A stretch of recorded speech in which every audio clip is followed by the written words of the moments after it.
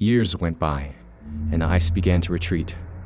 As the Huna people gazed across the water at the mountains of their home, the stories say, their hearts changed cadence, quickening to match the beat of the drum to the deep and resonating songs of their ancestors.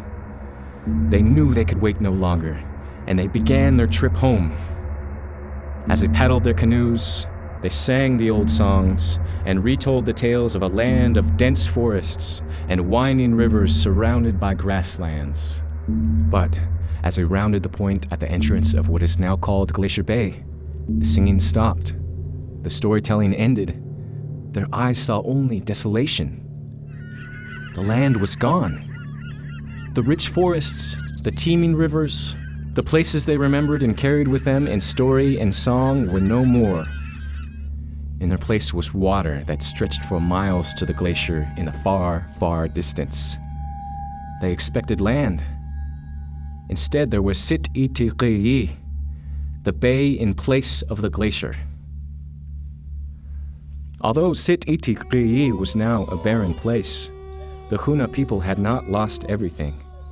This landscape was perfectly suited for a life of a different kind.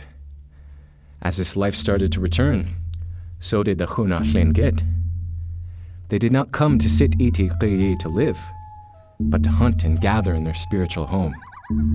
They set up seasonal camps during spring and summer. In preparation for winter, they hunted along the ice floes and in the forests. They fished teeming seas. They picked berries along the newly carved hillsides and beaches. They gathered shellfish in ebbing tides. And for a few months each year, their spirits would swell as they could say, "I am home." One of the main resources that brought the Huna people back to Sit-Iti-Qiyi was the harbor seal. These animals had become more abundant as the ice retreated. The men would come to hunt along the faces of the glaciers, where the seals congregated, covering the dark wood of their canoes and wearing white pelts to camouflage with the ice. Along the rugged rock ledges, they hunted mountain goats, which grazed in abundance. The wool was used to make blankets and tunics. The meat dried and put up for winter. Horns were used as spear tips, and hooves as rattles to be hung from regalia. Nothing was wasted. To do so would offend the spirits that permeated the Tlingit world. When the ice retreated even further up the bay, it left behind what are now called the Marble Islands, a rookery site for seabirds.